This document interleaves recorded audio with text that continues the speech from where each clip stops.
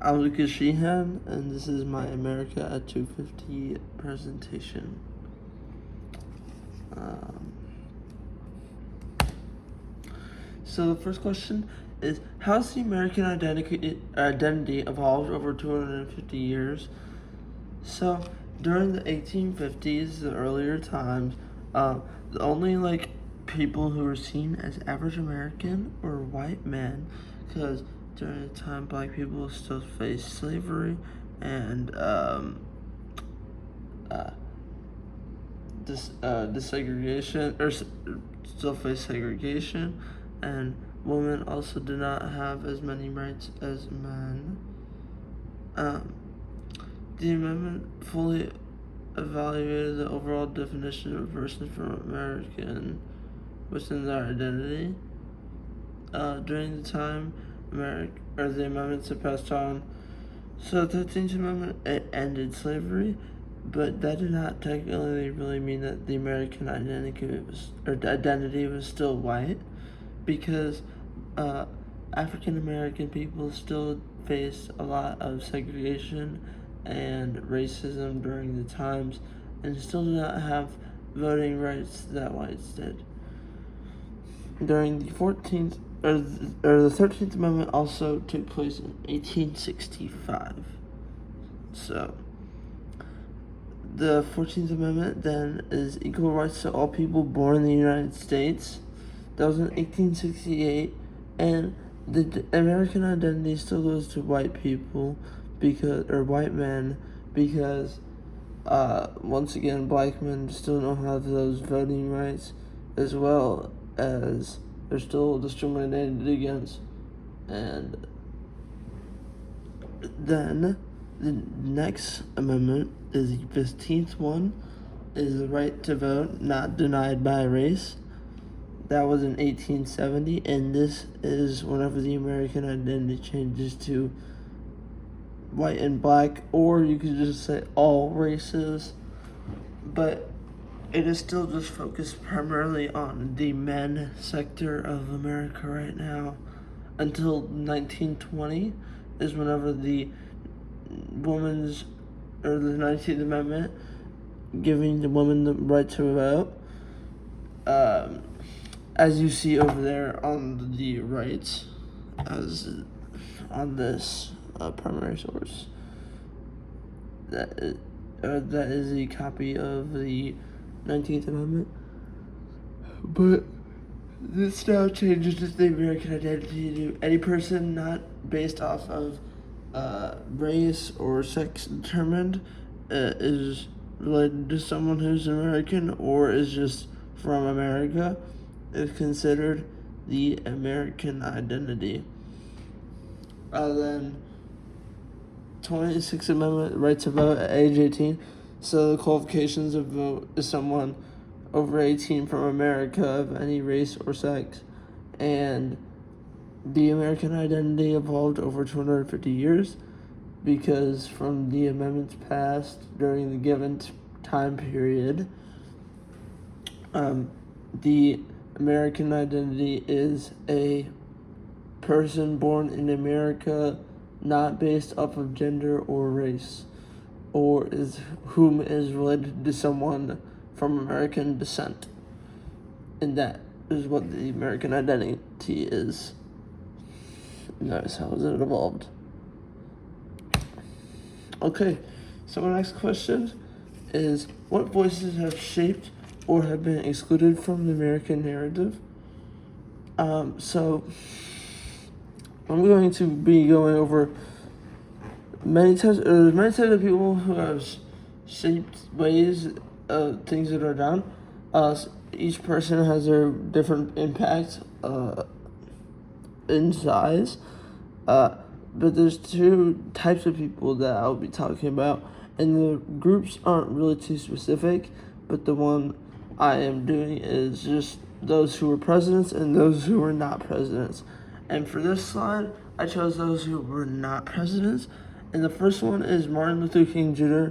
He led the American Civil Rights Movement, the Montgomery Bus Boycott, the March on Washington, and his famous I Have a Dream speech, but we'll get to those later. so I'll save those for now. He changed the history of Americans forever and inspired thousands, and inspired and led thousands of people. He was a very Martin Luther King was a non-violent person. Um, yeah, but Martin Luther King Jr. was more of a non-violent person. He did not want to protest with harm because that would just leave negative inputs. But the next person I wanted to talk about, who I think have actually been excluded from the American narrative, is Claudette Colvin. The story about Claudette Colvin, as you see it on the Primary Source newspaper to the right, Claudette Colvin was somewhat like Rosa Parks. The thing about Rosa Parks is that Rosa Parks was sitting on the chair in the back of the bus and refused to get up. But she was not tired, and she was getting ready for the day, and she was actually planning for someone to ask her to get up out of the chair of the bus. Meanwhile, Claudette Colvin was a pregnant 16-year-old teenage girl who physically could not stand up, and she was being asked to sit up and get out of the bus, and Claudette Colvin refused, and I think that she should be heavily admired for it, but she was not, due to the fact that she is a pregnant teenager. But she stood up for herself, and she should most definitely be known as much as someone like Rosa Parks or something else like that is.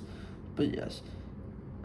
So now I will be discussing the second type of group, the president group. So I chose presidents which has shaped American narrative.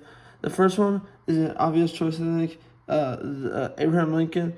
He led the United States through the Civil War, which was under the war fought over slavery and between the North and South, in which the North had defeated the Confederacy, aka the South, through the Anaconda Plan and other strategies like that.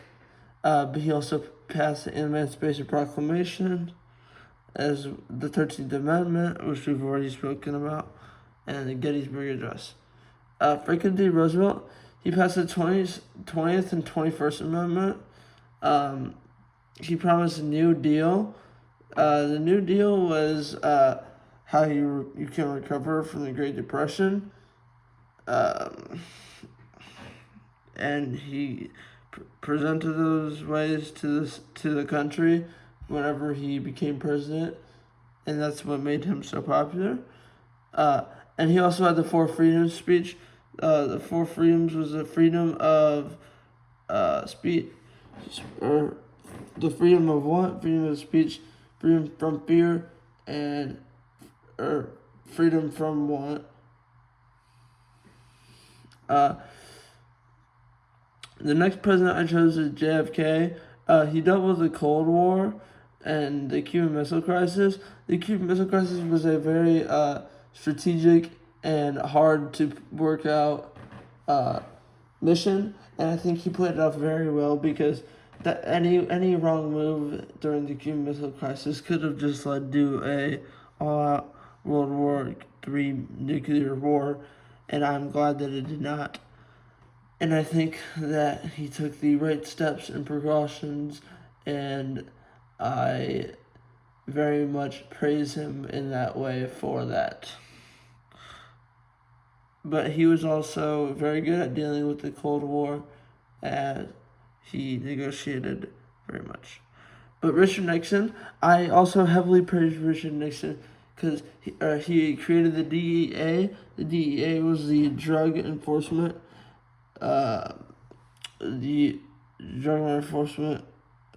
Agency,